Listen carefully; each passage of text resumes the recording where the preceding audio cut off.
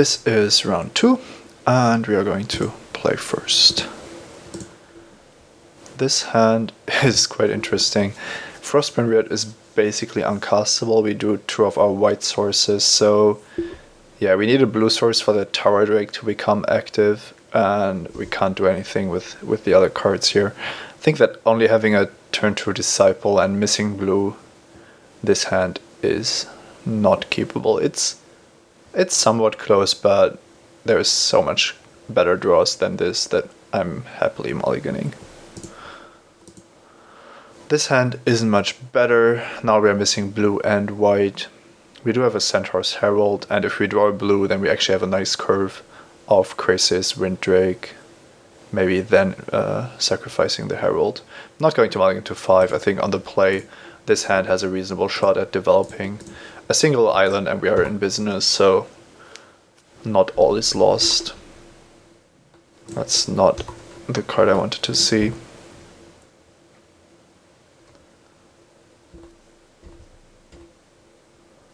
And we are passing the turn without a play. I think we did a reasonable good job of making sure we had consistent mana. And losing a game just like this is definitely one of the more frustrating experiences. So I'm really not sure how to counteract this in the best way in this format, because it's very, very easy to stumble on your mana. But we drew the island 1 turn too late, but we did draw it, and I think that the hand is not something that we can afford to mulligan. So now we're going to take some damage from the Griffin. Our opponent's next play is going to be very important. If it's another flyer that we can't block with wind, oh my god.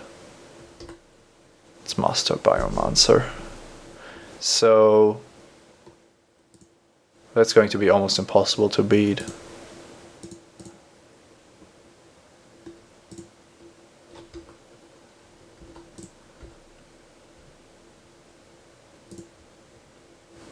Don't think we can attack here. We could have attacked with the Crisis, because it means it's almost impossible for our opponent to attack with Master Biomancer, because he risks losing it to a Giant Growth. But if our opponent doesn't care, then he just gets in for 2 damage and we only deal 1 while being behind in the race by a fair margin.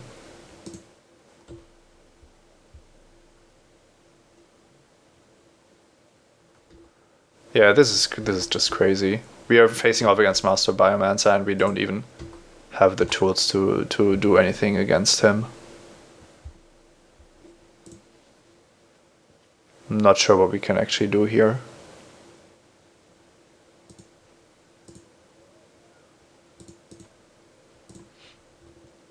There's a small chance that we get to use Dramatic Rescue, then Skyline Predator in some sort of reasonable way. Okay, so this would give our opponent another 4/4 creature, and we could bounce the Biomancer to prevent that, but we are also taking quite a bit of damage. We can just bounce the 4/4 Knight, and that basically does the same thing, except he doesn't have to spend the mana to replay the Biomancer. And he gets it, but he gets a 2/2, an additional 2/2 out of the deal. So I think I'm just going to bounce the Knight.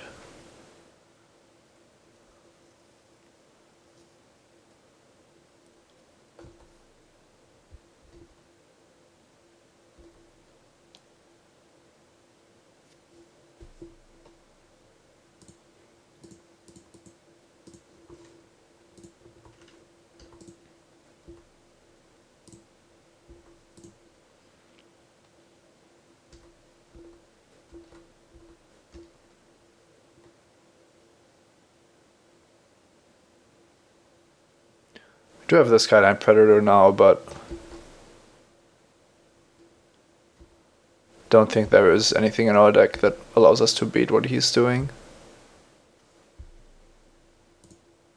Cloudfin Raptor growing to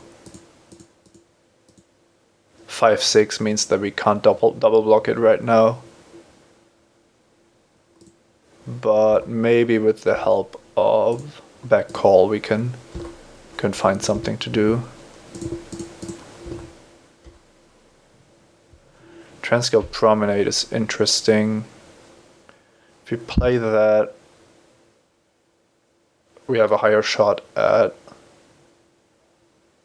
fusing this, which could be our only out here.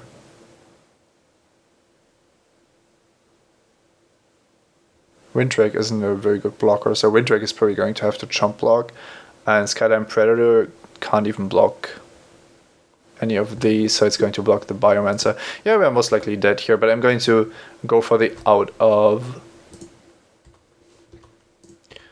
fusing back call rather than trying to just chump block from now on.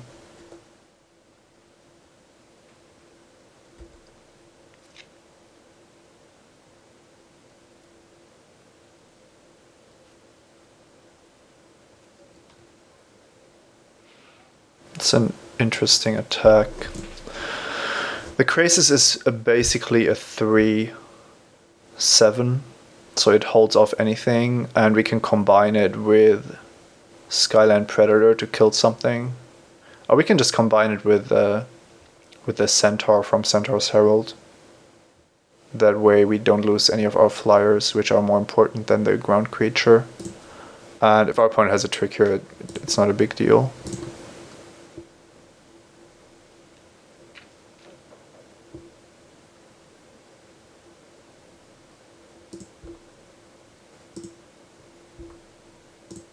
We are taking more damage that way, so maybe that wasn't a good idea after all.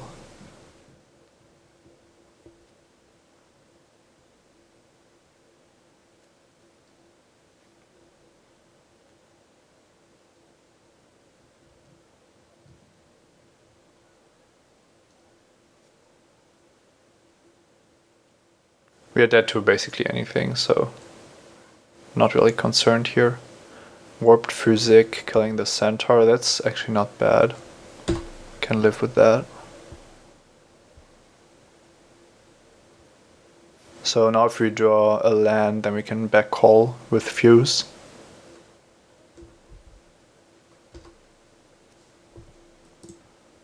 Let's see if that's enough.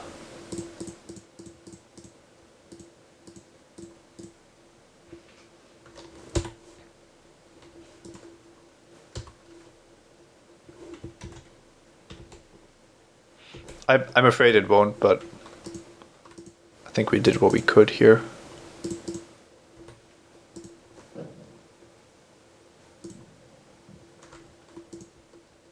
Don't think we can attack with the Krasis. Make some lag once again. Okay, we had some pretty serious connection and Magic Online troubles, but I'm back now and still not going to attack with Elusive Krasis here. Didn't draw the most impactful cards, but hopefully we can find some ways to turn this game around.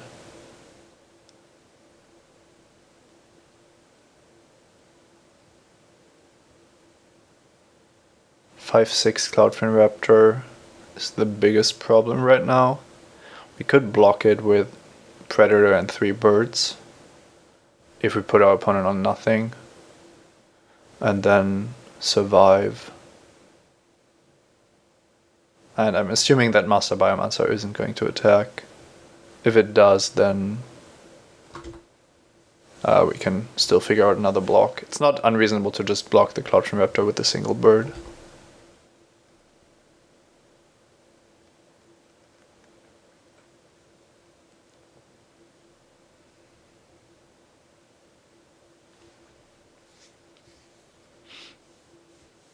Okay, no attacks is definitely good, but of course any creature is going to be huge. Okay, Zarichi Tiger, probably one of the less scary ones.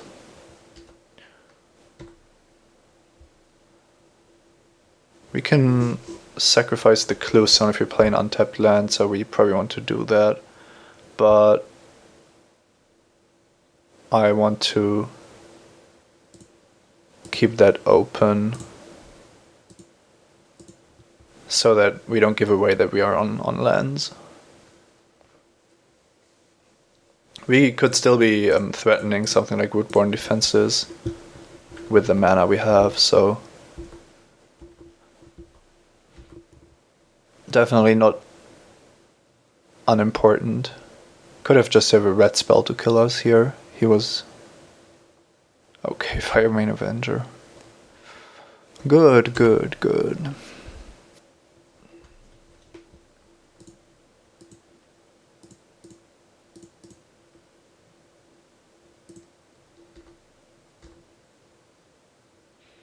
Yeah, I'm just going to concede now. This game is basically over. We can like play the Guild Gate and then hold back the Denizens, and then just wait for him to attack. But it's not really a difficult decision for him. He knows that if the trigger resolves, he has won. So still a very little reason not to attack with his 5/5 flyer and his 5/6 flyer. Pretty crazy deck our opponent is playing, and not much we can do about it, sadly. So the main problem is definitely the Master Biomancer, and our main way of dealing with it is basically Mutant Spray. So that's not a good position to be in.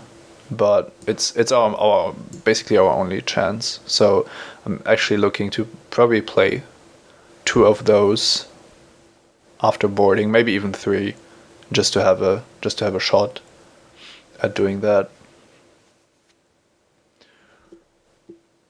We do need everything that gives counters, and I want the cheap creatures. Dramatic Rescue could be the card that we want to cut. It doesn't seem amazing against him. He has shown us the 2/2 Knight token, but that's not really a sufficient reason not to take it out. So Dramatic Rescue is one card we could cut, and we could just play this with we could just play 2 Mutant Spray. Last Thoughts is another card that we could cut if we really want 3 Mutant Spray, but then we also need to put the Anemones into the deck. But Anemones are very unlikely to ever kill a Master Biomancer. So I think we just do it like this, make our mana a little bit better as well. So now we could actually take out another white source if we feel like it. We do have 3, 4, 5 white sources now. We are only playing back Call and the Deputy. So playing another Forest is probably good. Last time we had to mulligan because we were missing an island, but I think overall the mana base should be pretty good now. Okay, do we want to play first against this guy? I have a feeling that our deck wants to play first more often than not, and if we have a shot, then it's probably most likely just going to be aggression and him maybe stumbling a little bit. I'm going to keep this hand, even though it's not amazing.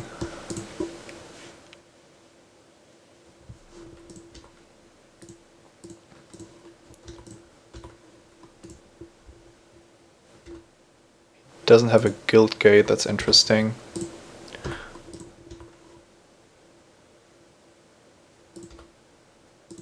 Just playing his cards straight up. So that's actually looking kind of nice here. We get to evolve Battering Crasis with the help of Winddrake. Or with the help of Ivy Lane Denizen, or both. So playing well, either of these have their advantages. Ivy Lane Denizen is interesting. Well, it's definitely good in the long term, that's clear.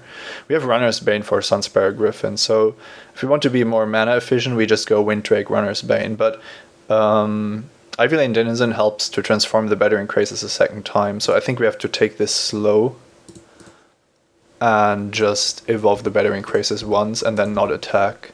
I don't want to lose Battering Crazes, considering that I boarded in another Mutant Spray, so we definitely need or want the Battering Crazes in play.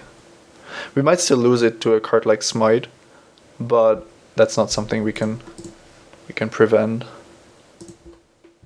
At least not very easily.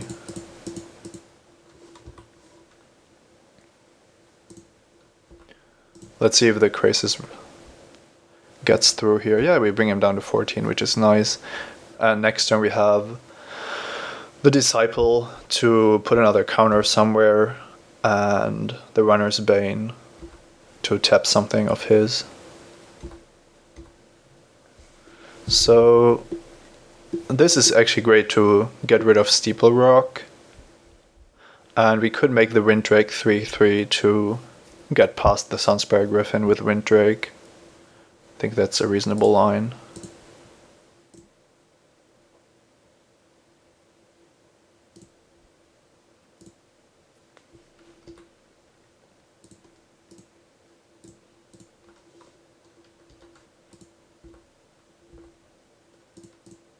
There isn't really a reason to attack with Ivyland Denizen at this point.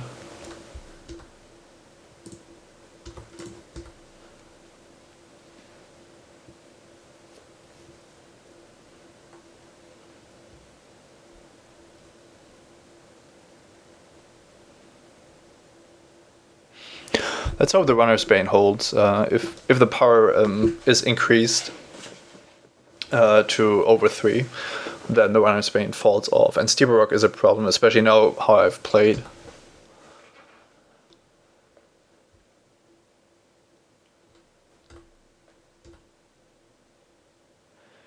It's almost impossible to tell what our opponent is on here. We also drew both of our white cards after taking out a Plains, leaving us unable to cast any of our cards. So we have to assume that our opponent has something here, but it's difficult to say if he's going to pump one of his guys or just do something else. But it's definitely too dangerous to attack with the creatures that get dominated by the Griffin. So I'm just going to attack with Crazes and Winddrake, even though I might lose one of them. Considering that I can't cast the spells in my hand, I think I have to do that. And if we draw a Plains, we are still fine. Could just be a launch party, yeah, that's what I thought. And it's actually not bad for us. It is a 2-for-1 trade, but the 2 damage don't matter. And we actually did deal 3 here, and I was a lot more pessimistic, considering that we were facing 6 mana. It's also possible our opponent has some blue cards in hand that he can't cast. Oh my god. Unflinching Courage. So this is an Unflinching Courage on defense, so we still have a pretty good shot at getting there. But we need to hurry up, basically. So yeah, the splash really hurting us here. I thought we were fine taking out a Plains for an additional forest, but it looks like we're getting punished for that. And if we attack here, it's just not going to do anything. So expecting our opponent to start attacking with Sunspire Griffin pretty soon, once he realizes that we aren't on anything. Yeah, it's too bad because our hand is really good. The Night Token is attacking as well.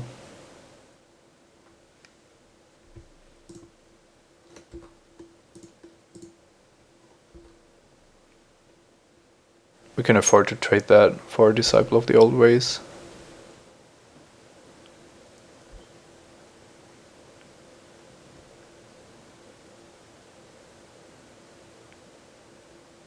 Okay, that's just a 2/4.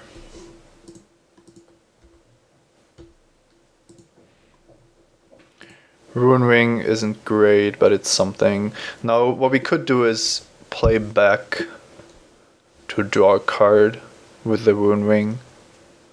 but back call is probably our best shot at winning this game. So I'm actually just going to play the Rune Ring and not even going to attack, because if we attack with Spire Tracer, he's probably just going to prevent the damage. Well, he could forget it. I mean, it's basically a free roll. We aren't blocking with Spire Tracer, so...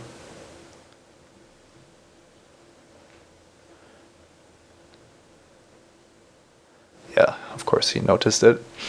Now, my plan is to double block Sunspire Griffin. He has shown... what's it called? The plus X minus X card. But he doesn't have blue right now. And if we don't deal with the Sunspire Griffin, then we are in trouble. He did have something, so maybe we should have drawn out the Slaughterhorn by blocking his knight with the Ivy Lane Denizen. Probably should have considered that before blocking here.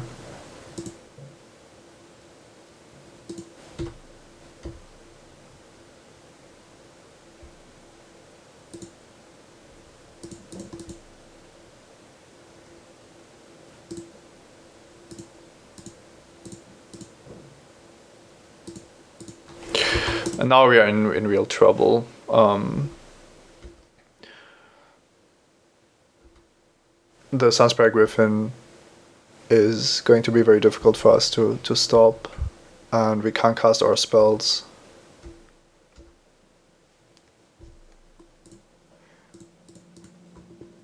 So yeah, I don't like how this went, but I have a feeling that it was kind of difficult for us to beat this combination of cards.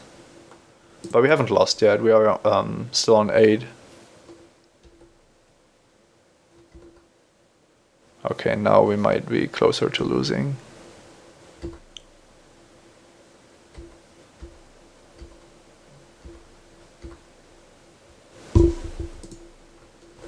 Yeah, kind of a frustrating way to lose this.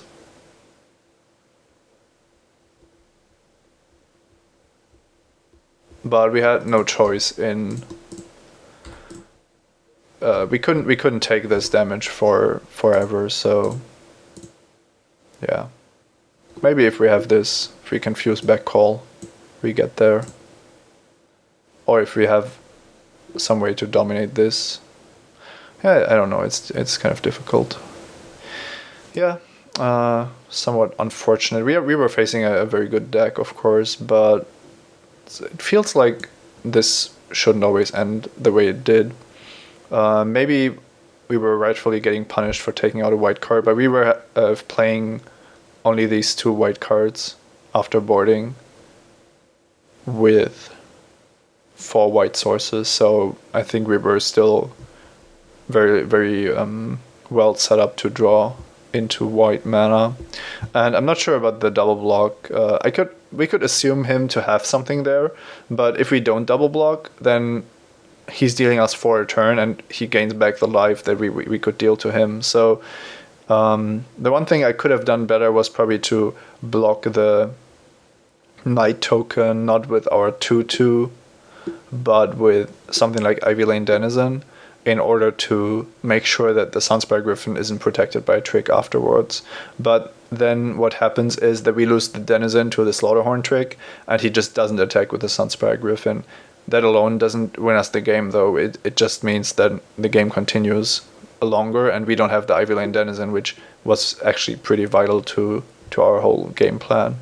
So, yeah, I think we were looking pretty strong this game, but then it got turned around mostly by the Unflinching Courage. It was a combination of cards, Launch Party first and then the Courage.